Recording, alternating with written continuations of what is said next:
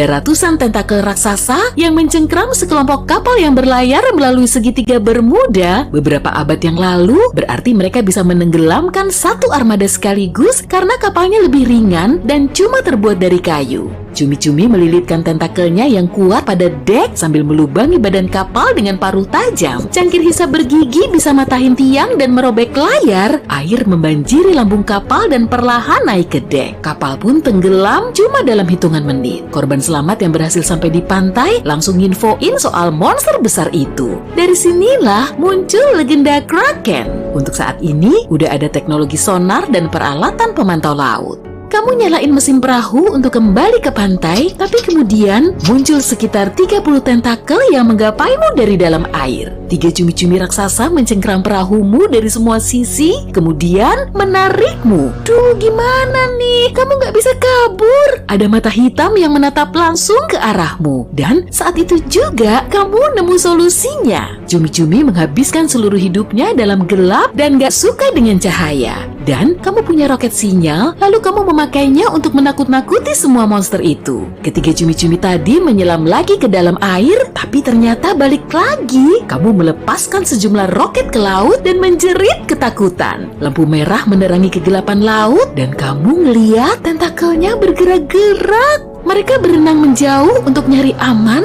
dan dengan kecepatan penuh, kamu berlayar ke pantai dan melepas semua sinyal kebakaran ke air. Kamu gak mau ngasih celah ke cumi-cumi itu lagi. Akhirnya, kamu udah nyampe di darat dan gak mau lagi datang ke tempat ini.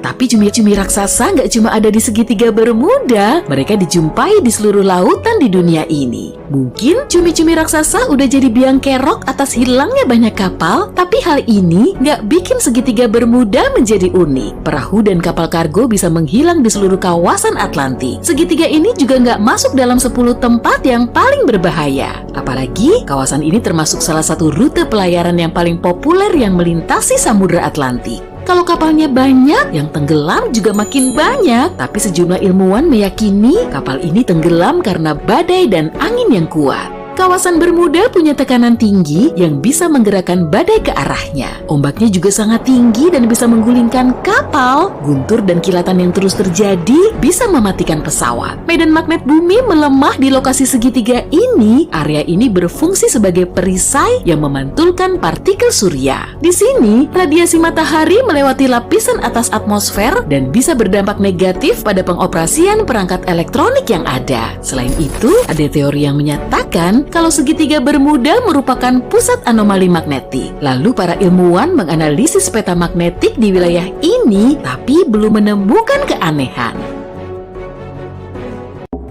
Kalau kamu menarik garis lurus pada peta, lalu menghubungkan Pulau Bermuda, Puerto Rico, Miami, dan kembali ke Bermuda, bentuk apa yang akan muncul? Pastinya segitiga Bermuda, kawasan terkenal yang telah menelan ribuan kapal dan pesawat selama berabad-abad. Seakan belum cukup misterius aja ya, kedalaman lautnya juga menyimpan banyak tanda tanya.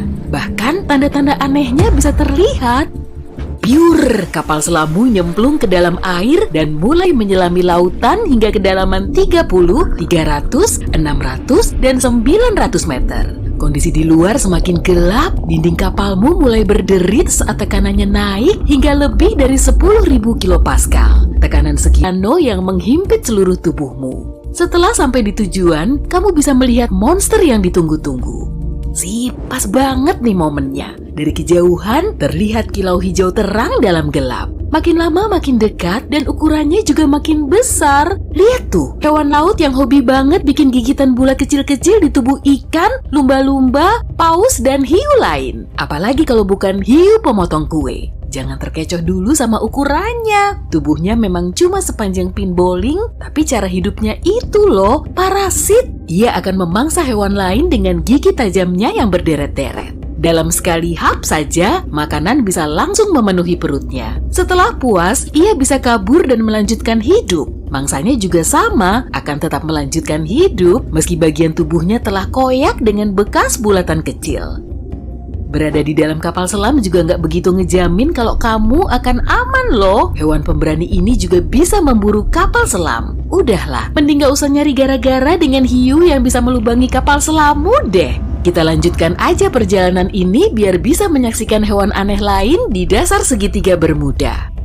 Kalau kapalmu turun 2 kali lebih dalam, kamu akan bisa melihat ikan naga. Gak seperti penghuni perairan dalam lainnya yang berwarna hijau dan biru, ikan ini menghasilkan cahaya dalam kisaran inframerah. Cahaya ini bikin tubuhnya bersinar dalam intensitas yang gak bisa dilihat oleh hewan laut lain. Akibatnya, ikan naga jadi sulit dimangsa dan dilihat mangsa.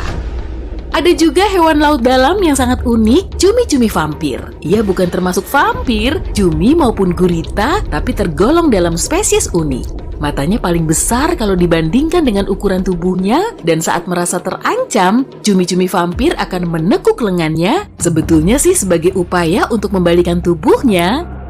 Kalau kamu melihat cacing bobit, mending jauhi aja deh. Hewan ini suka menguburkan diri di dasar laut dan cuma menyembulkan sebagian anggota tubuhnya. Beginilah cara cacing bobit memburu mangsa sambil membuka mulutnya yang mirip penjepit. Memangnya makanannya apa sih? Cacing lain dong, atau ikan yang tubuhnya sampai 7 kali lebih jumbo. Ia menggunakan 5 antena untuk mendeteksi lokasi mangsa, kemudian, dalam sekejap, cacing ini akan menerkam dan mencengkram si mangsa dengan mulut. Belum cukup sampai di situ, sambil mencengkram, ia akan menyuntikkan bisa, lalu menarik tangkapannya menuju liang untuk kemudian disantap. Salah satu parit paling dalam di segitiga Bermuda bernama Tongue of the Ocean. Di sini juga terdapat hiu harimau. Hewan laut ini punya ciri khas belang harimau abu-abu gelap di sisi tubuhnya.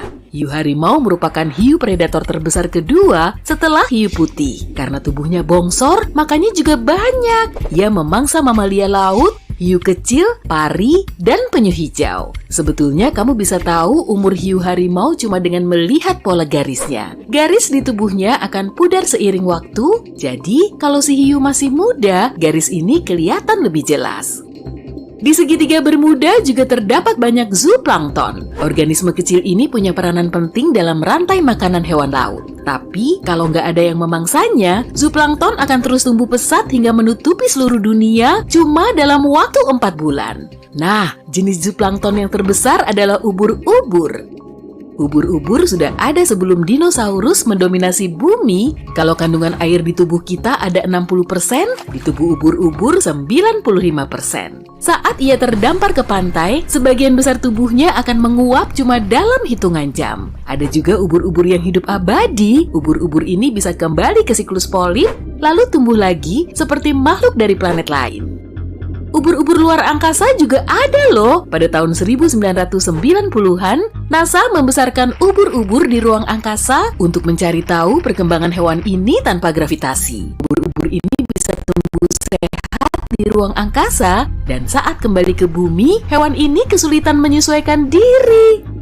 Meski belum pernah keluar angkasa, belut Eropa sudah pernah keliling dunia. Ia berangkat dari Eropa menuju Laut Sargasso, lokasi segitiga Bermuda. Saat larva, belut Eropa melayang-layang di lautan selama 3 tahun. Ia juga dikenal sebagai bunglon laut, dan selama bertahun-tahun, belut Eropa terus berganti warna dari transparan menjadi kuning, lalu perak metalik. Ia termasuk hewan nokturnal dan suka ngumpet. Wah, kamu mau temenan sama belut Eropa nggak nih saat malam-malam nyari makanan di kulkas? Cumi-cumi raksasa kurang lebih seukuran setengah panjang lapangan sepak bola. Hewan laut jumbo ini pernah terdampar di pantai Florida. Para peneliti curiga raksasa ini berasal dari Samudra Atlantik di dekat segitiga Bermuda. Cumi-cumi raksasa termasuk hewan invertebrata terpanjang, yang artinya ia nggak punya tulang punggung. Ukuran matanya paling besar di antara semua hewan, yaitu kurang lebih sebesar bola sepak.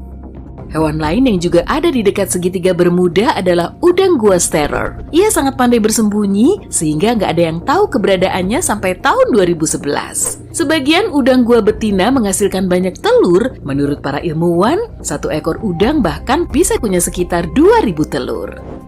Petrel Bermuda merupakan burung khas dari Bermuda. Ia menjadi burung laut paling langka kedua di dunia. Banyak yang mengira burung ini sudah punah, tapi pada tahun 1951, petrel Bermuda terlihat di pulau ini. Pikirannya bikin merinding. Kerapu Nassau hanya bisa ditemukan di pesisir Florida Selatan. Ikan ini memburu mangsanya dengan menunggu, lalu menyergap. Buruannya termasuk kepiting dan lobster. Tubuh Tubuhnya mirip vacuum cleaner karena ia bisa mengisap makanan lewat mulut besarnya. Ikan ini memiliki mekanisme pertahanan diri yang mantul abis. Seperti bunglon, ia berubah warna saat merasa terancam. Tubuhnya bisa berubah warna menjadi lebih terang atau gelap agar bisa berkamuflase. Pasti sulit dilihat ya. Kalau kamu kebetulan pergi ke segitiga Bermuda, kamu mungkin akan melihat hiu martil. Ia menggunakan kepala martilnya untuk memotong mangsa di dasar laut. Bentuk kepalanya juga bisa mempertajam penglihatannya. Ia bisa melihat hampir 360 derajat ke sekeliling, ke atas, dan ke bawah. Penyu sisik mungkin tidak terlihat mengancam, tapi hewan ini akan memakan apapun yang bisa didapatkan paruhnya yang seperti burung, spons laut, alga, dan bahkan ubur-ubur berbisa. Menu makanan mereka sebagian besar bisa dimakan, tapi lemak tubuh mereka bisa menyerap bisa dan racun sehingga mereka aman. Segitiga Bermuda juga habitat cacing bercahaya hijau. Mereka bukan benar-benar cacing, melainkan larva yang mengeluarkan cahaya terang dari organ di dekat ekor. Cahaya ini membuat makhluk lebih kecil menghampiri mereka sehingga memudahkan mereka untuk menangkap makan siang. Seringkali mereka terlihat cukup biasa, tapi mereka memiliki jadwal tetap. Setiap malam ketiga setelah bulan purnama pada musim panas, pada waktu yang tepat, cacing bercahaya ini menyala. Kembali ke makhluk yang lebih seram di segitiga Bermuda, kamu bisa menemukan hiu goblin. Dikenal sebagai fosil hidup karena ia satu-satunya yang tersisa dari famili hewannya. Ukurannya hanya sekitar panjang lenganmu dan rupanya biasa saja, tapi perhatikan baik-baik deh saat mangsanya mendekat. Boom! Rahang hiu itu keluar dari mulutnya dan mencengkram makhluk malang itu. Begitu giginya menancap, rahangnya kembali ke dalam mulut hiu itu dan ya...